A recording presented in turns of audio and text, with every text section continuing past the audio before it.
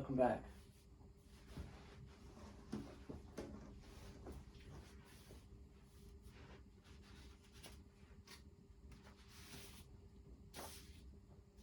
Hello.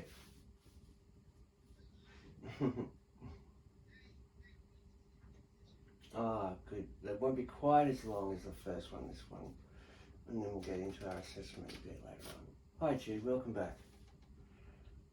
Hope everyone had a nice but very short little break. With a leg stretch and everything. It's great. You need to do that when you're doing research. Have a break every so often and give your legs a stretch. Give your back a bit of a break. Your eyes from staring at computer screens. Very important. Alright guys, let's get started. Session 2. Still research using the internet. We're just going to look at a few different ways of doing more advanced searches. So yeah, let's get stuck into it. I'm going to share my screen with you one more time.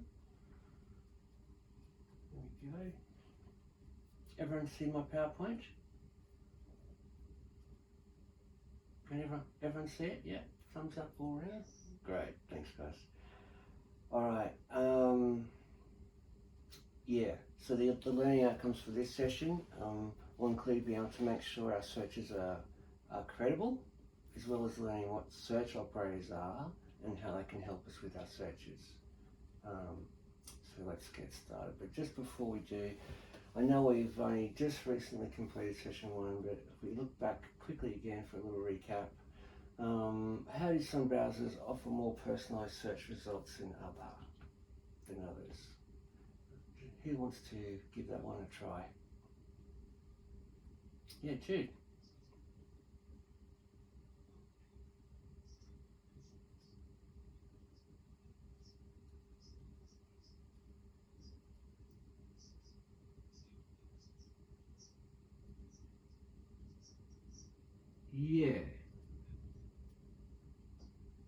Yeah. Sorry, Jude, you're a bit, your internet connection was a bit funny there. Did everyone else hear Jude clearly? Yeah.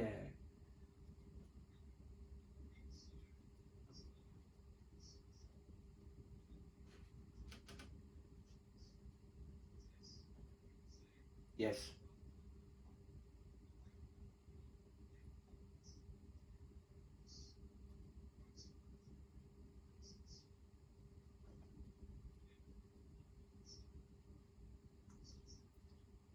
Yeah, that's right. We're still having a bit of problem with your audio, Jude, but I understand what I understand what you're saying. You're saying the difference between DuckDuckGo, for instance, and Google. Google can give you much better results sometimes, more because they know your location, they know your history at the cost of privacy and advertisements and that sort of thing. Exactly. So that's good. And just then your voice sounded better, so hopefully your internet's just kicked in a bit better then. Yeah. Okay, we'll do. And how do we know what's allowed on our internet in our workplace? Who wants to give that one a shot? Lily or Isabella? That's exactly right. And where do we find those policy procedures, Isabella? Do you recall?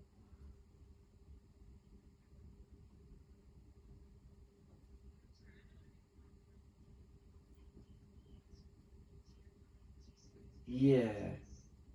Yeah. Does anyone else want to know where we might find those policy and procedures?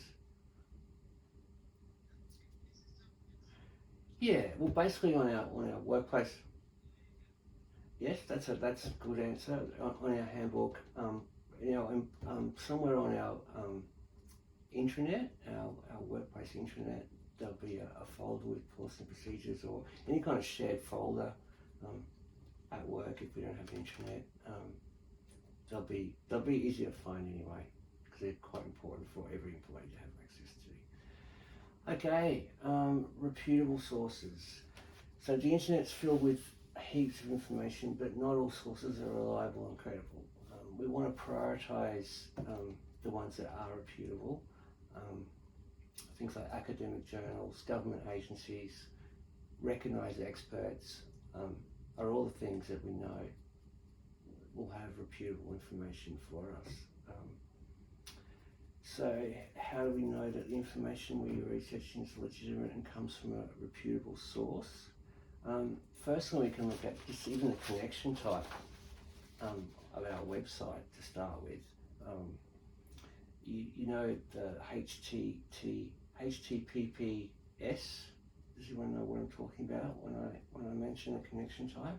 If it has the S after HTTP, that means it's gone through, excuse me, really dry mouth, like a stricter security certification process.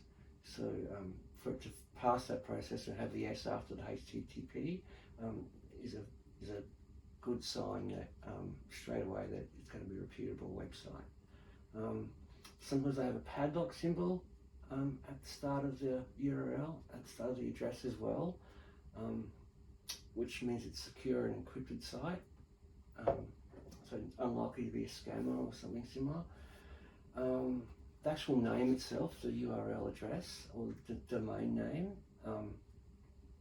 scammers impersonate domain names to try and look like a legitimate website. Some examples like Amazon, they'll change the O to a 0, so it's almost, looks like Amazon, but it's not. So keep a lookout for little spelling mistakes like that, you know what I mean? And grammatical errors. Scam websites will often have bad spelling, poor language, awkward phrasing, so terrible grammar is a sign that they're not going to be very reputable at all. So just back to our slide here. What's the source? Is it a peer-reviewed journal? Is it a book? Is it a newspaper article, a government agency, or is it just a social media post or something similar? Like sources have different levels of reliability. We're obviously going to believe a reviewed journal or a scientific article over a social media post. Credibility of the author. It's good to look into the author's credentials to see if they are credible, check if they're biased or not. What's their reputation like, how much experience have they had, that sort of thing. So yeah, look into the author. Currency, how current is the article? We talked a bit about that before. The more recent, usually the more up to date it is.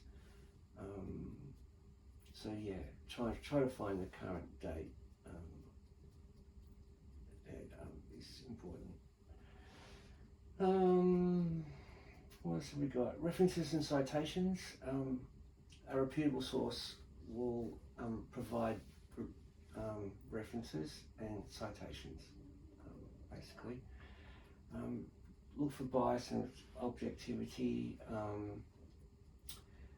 especially within political realm, can often be biased. Certain news outlets are known to have some kind of bias, whether left or right, so we have to keep that in mind as well. So we want the most objective sources we can find, is what I'm saying, without any kind of agenda. The domain URL down here, like I said before, .gov, .edu, .org, those kind of sites are going to be more credible than some others. Like if it's a .gov site, we know that that's going to be more credible. Another thing to keep in mind is the country. We know if it's .au, it's Australian specific too. Consistency with sources. Is this particular source consistent with the other sources? Like, are they all agreeing? Are they saying the same thing as something else that's reputable? Probably means they're reputable as well.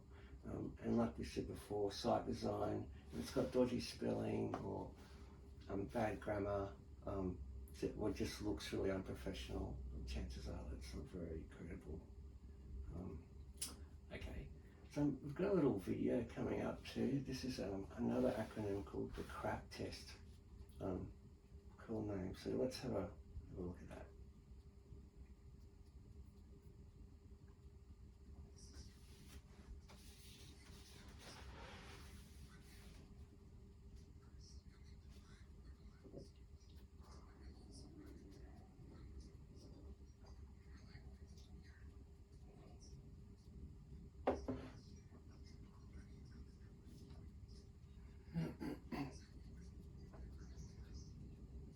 Oh, sorry, you guys can't hear the audio? You can't, Isabella? Can any of you guys? Oh, my apologies. I wonder why that is the case. Let me go back here.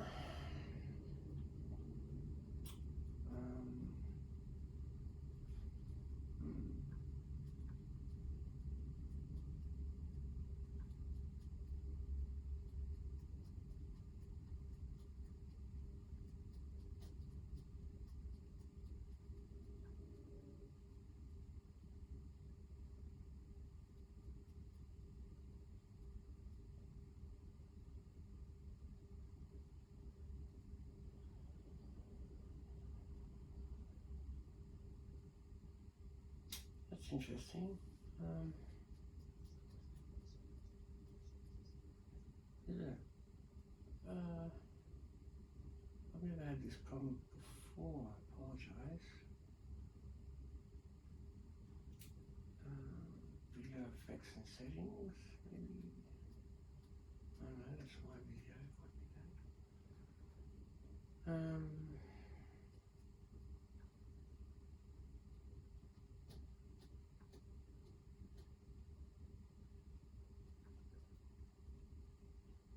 Sorry, you guys. I'm just going through some sessions at the moment. Go back to the video itself. I'm not too sure why that is. Still no audio?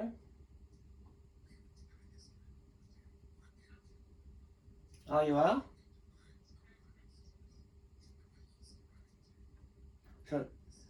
So it's there, but just very soft. Is that what I'm hearing now for everybody? Oh, okay. I'm sorry, you guys. I will attempt to speak a bit softer, and I definitely can. Great idea. Thank you very much for your assistance there.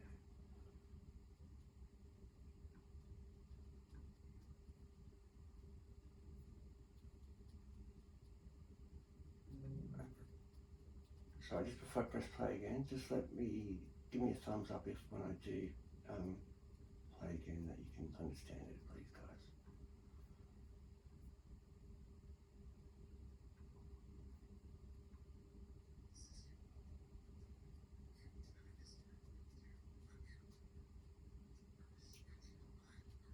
No luck? Goodness gracious. Why is it so? Never had this issue before, is it?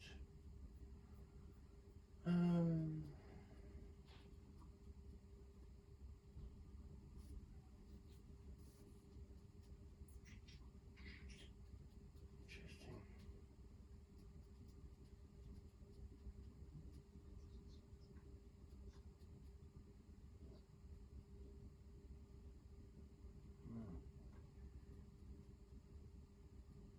Sound settings.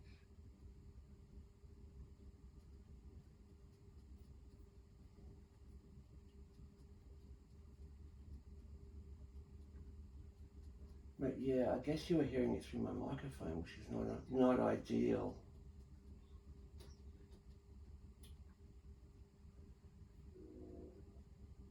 Yeah. On the right hand side.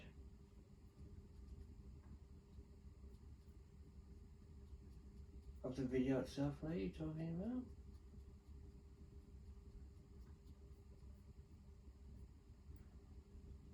Sorry guys, just realised my mic was still muted there. Can you hear me again?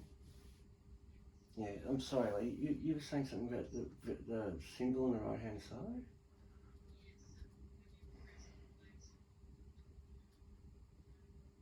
Hmm.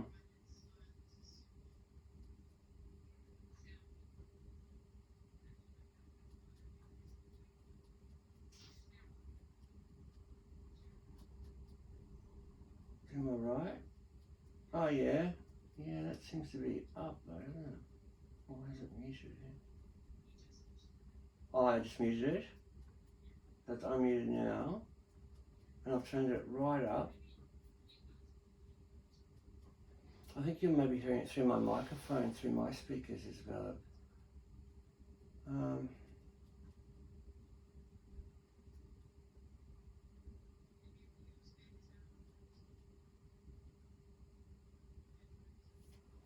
okay, I'll try taking my headphones out. This is you. Yes, You it's have a working. history Thumbs report up for everybody? on Italy. Okay, I'm sorry about that. First, Alright, let's just start again from the you'll beginning. need to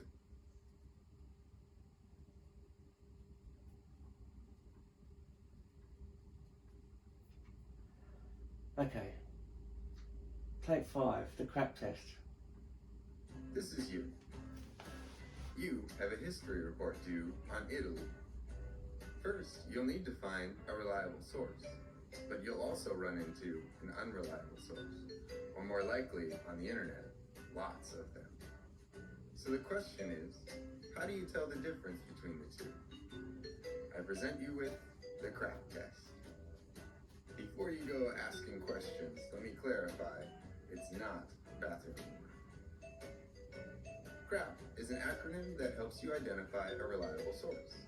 The C stands for currency, the R for reliability, the first A for authority of the author, the second for authority of the organization, and the P for purpose or point of view.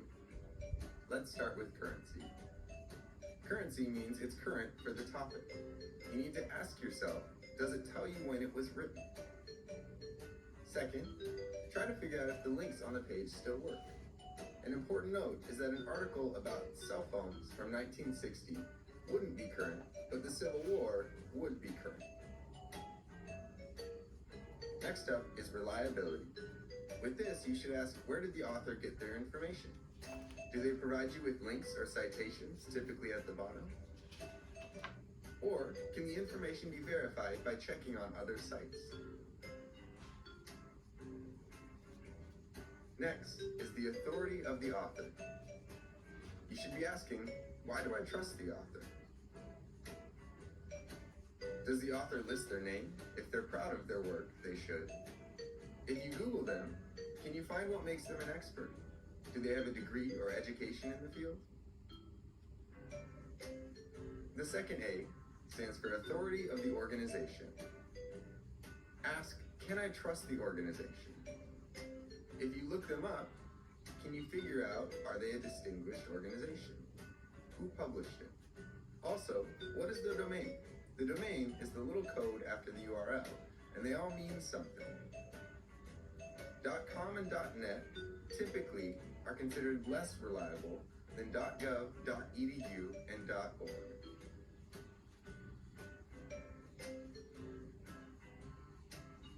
P stands for purpose or point of view. In this, you're trying to figure out if the author addresses multiple perspectives. Ask, is their tone objective? Does it sound like fact, or are they ranting? Also, you should ask if the writing is biased. Does it clearly favor one perspective? If it was trying to sell you a shirt and said it was the softest shirt in the world, it would not be objective because there are no facts, and it is clearly biased because it's trying to sell you something. Let's review. The C stands for currency, the R for reliability, the A for authority of the author, the second for authority of the organization, and the P for purpose or point of view. It's important to note that while a reliable source may not pass all of these tests, if it's a good source, it should pass most of them.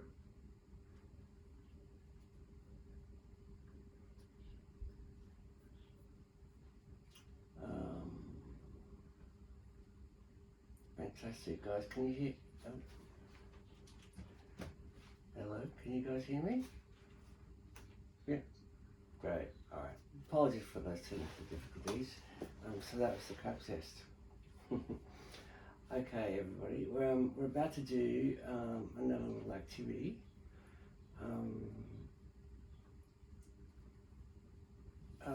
So we're going to look at evaluating the credibility of our search results.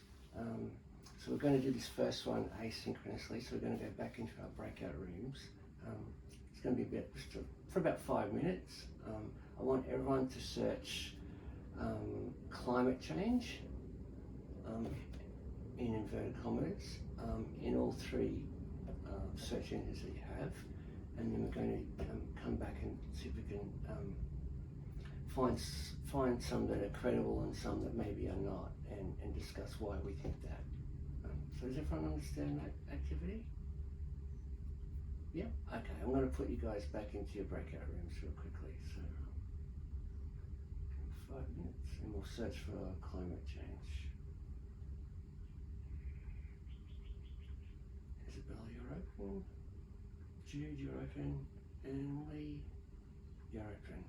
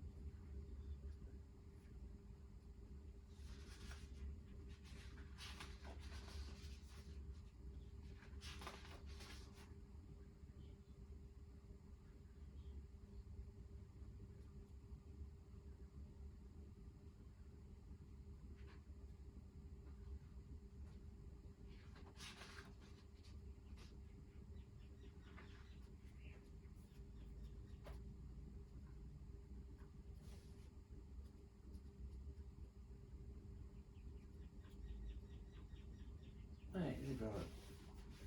Hi, just wanted to check in, see how you're going. Yep.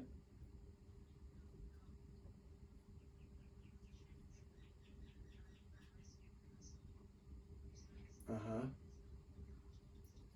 Would you think that was, what would you think of Vanessa? Fairly credible?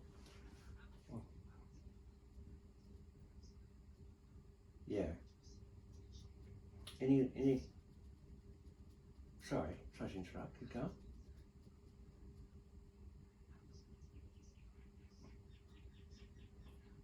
Okay. So fairly sure. Oh, you think maybe the BBC, maybe? But yeah, interesting. We'll talk more about it when we come back to the main room anyway, but it sounds like going great. I'll see you soon.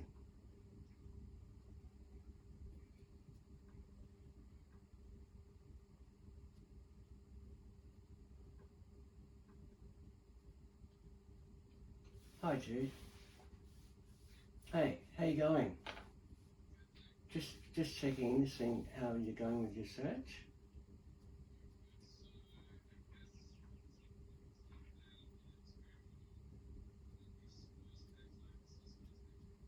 Yeah.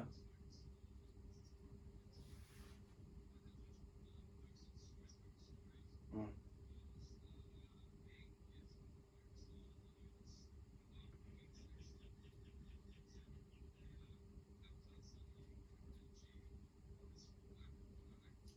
Yeah. Oh, interesting.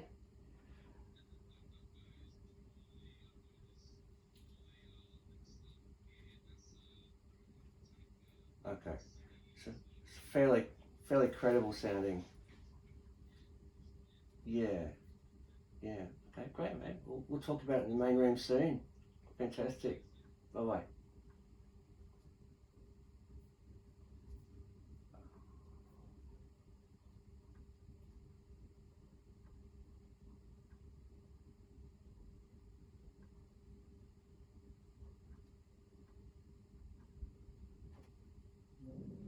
Hi, Lee. Hi. Good. Just checking in to see how you're going. the climate change searching? Mm-hmm.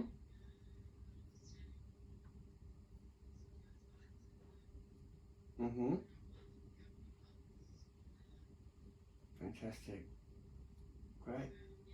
Alright, well, I will see you back in the main room in a couple of seconds. We'll have a chat. Okay, bye.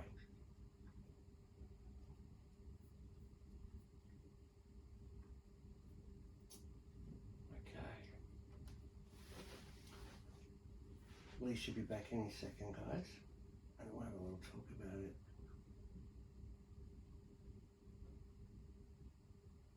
Oh, maybe she won't be until I close her room again. Sorry about that. Here she comes.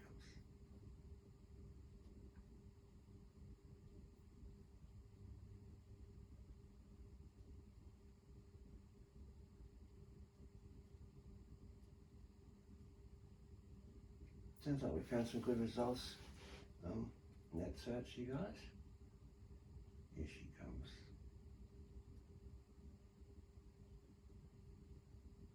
Welcome back. Everyone's back, so. Alright, so how did we go? Let's start with you, Isabella. How did you go with climate change searching?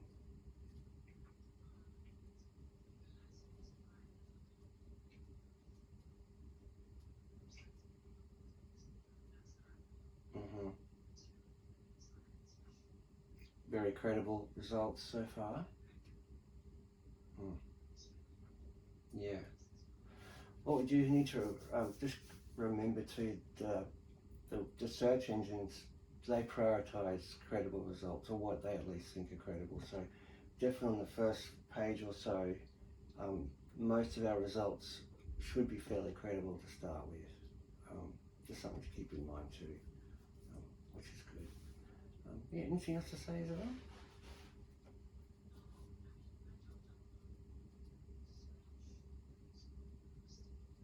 Yeah? How so?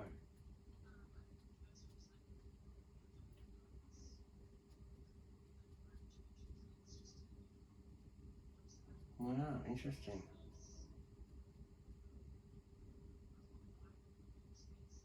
Really?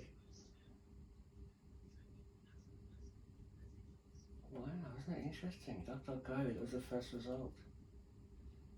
Wow. So possibly not very credible for a first result. I see. Right. But it's on DuckDuckGo too, it was still surprising for me. What about you, Judy? How did you go?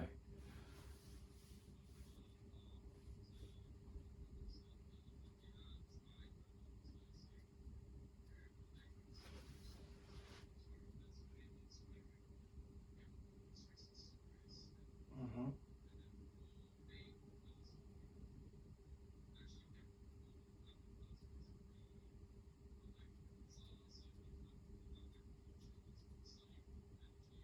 Mm-hmm.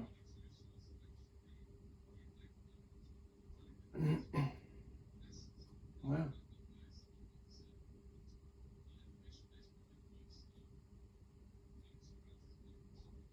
Yeah. Cool. And what about you, Lee? How did you go?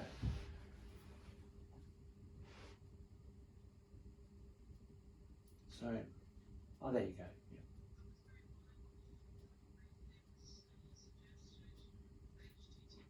Oh, yeah. Looking at the security. Mm-hmm.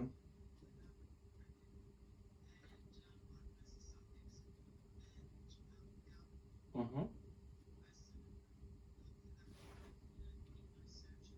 Yeah.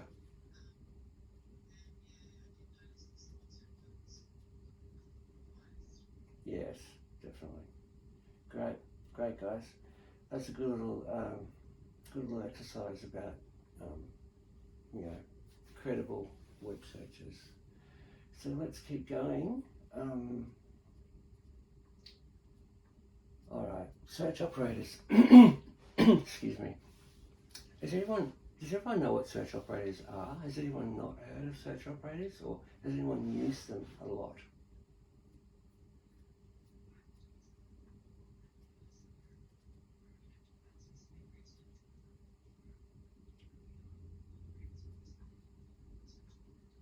Yes, definitely.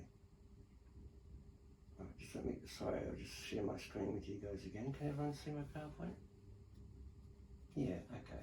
Just before we get off the credibility subject and onto search results too, guys, I forgot to mention that on page 7 of your handout, there's a helpful little graphic about how to evaluate websites too, which may come in handy. Yeah, fantastic. So yeah, search operators, the special symbols or keywords that can be used to help us refine our searches, basically. And again, in your handout, there's a whole list of them on pages 12 and 13. So they're quite handy to have a look at. In fact, now, because we're going to do a little another activity using them soon, but so just to show you,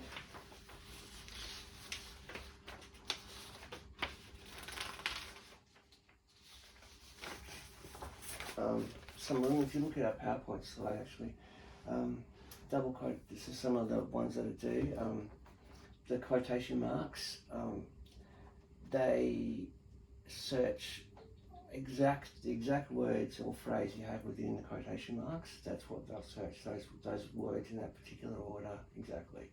The minus sign excludes any word or phrase. So,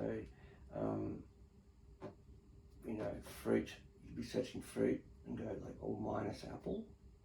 And you know, you can minus things that you don't want to appear within a certain genre or topic. Site's really handy. You can search particular websites. So if you just want to search NASA, for instance, or search a government website, you can, you know, use the site ... and then the website and just search that website only. That's pretty handy. One that I've used before, which I'll quickly show you as well, is here the double dots finding numerical range. Can everyone see my Google page at the moment? Yeah. Yeah, great. So if I'm looking for a particular product, for instance, I've got a guitar between a certain price range, $300 to $800. I'll only get results that fit into that particular price range. So that's quite a handy one. Let's go back here. So yeah, that's what search operators are. There's heaps. Some browsers have even more of their own that just relate to their own browser. So they're really quite handy to get to know, especially if you do a lot of this sort of research stuff. Okay, so yeah, activity 2. Let's do another one. So let me get back to my right page here. So we're going to do this all in the same room today. We're not going to go to the breakout rooms for this one. But we're going to all use a different search operator and see how they work and see what results we're going to get. So, learner 1, Isabella, do you want to start with climate change? But maybe climate change impact on our oceans, to be precise. So climate change impact on oceans. Could you use the minus or the or symbol? Maybe solar or wind energy would be a good one to start with. And Lee, could you use the site ... and search BBC climate change, and we'll be able to see all the climate change results on the BBC if we do that. Is everyone okay with that so far? Yeah?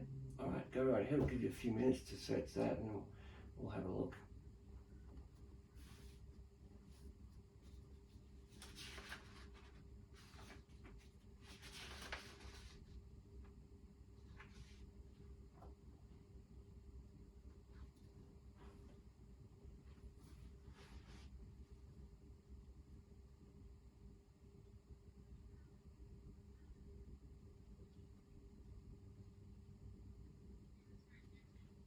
Yeah, the site one, Lee, is very good, isn't it?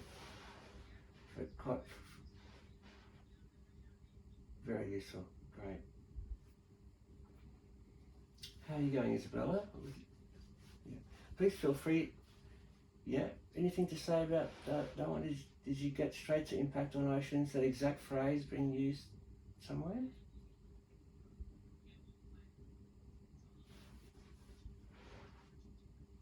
Mm-hmm. Fantastic. And Jude, what about you? You had.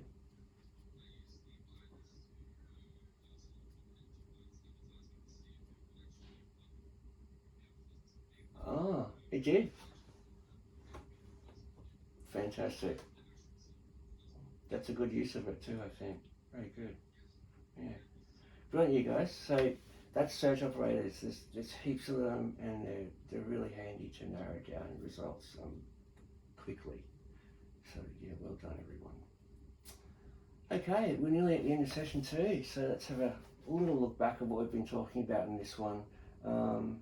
What are some of the things that help show a source is legitimate and credible? Isabella? Is there one or two things we can look at to know that something's credible? Sorry, don't. You're still muted, Isabella.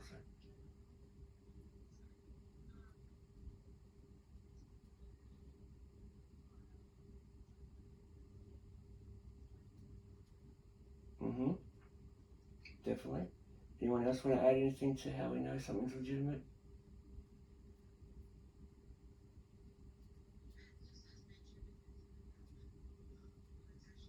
Yeah, definitely.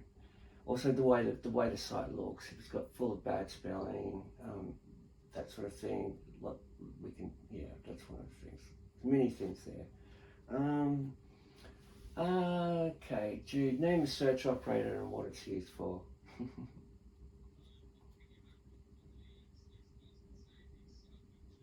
Yep. Yep, brilliant. Sorry, I'll jump back there again. And Lee, name something about a website address that would point to it being a legitimate site or not. We've already talked about that, haven't we? Like you said before, the HTTPS in the address. Yeah. All right. Well done, guys. Well, thank you, learners. That's session 2, and that's the end of the training. So well done, everyone. Has anyone got any questions about that particular session? No? Yeah, fantastic. All right, guys. What I'm going to do is I'm going to send everyone a learner feedback form for completion. So if you could fill that out at some stage and email that back to me, that would be great. Just see your feedback on the national training part of today. We'll just have another real short break after I send you these documents, and then we'll come back and we'll do some assessment, which will go for another half an hour. So we're nearly there. All right, guys. So I will just send you some feedback documents, but please feel free to go and have a short break, and then you can fill out these documents at some stage when you come back, or later on. Okay. Thank you.